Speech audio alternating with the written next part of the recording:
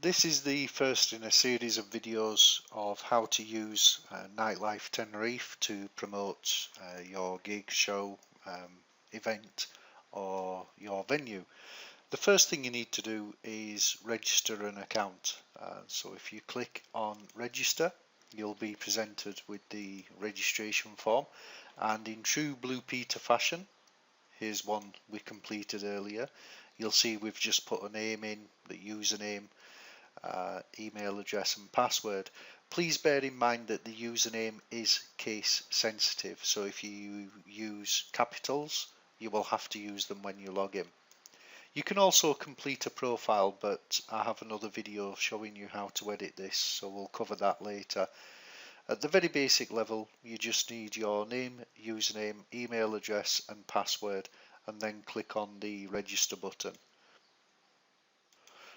Once you click on register, the email address that you used will receive an email.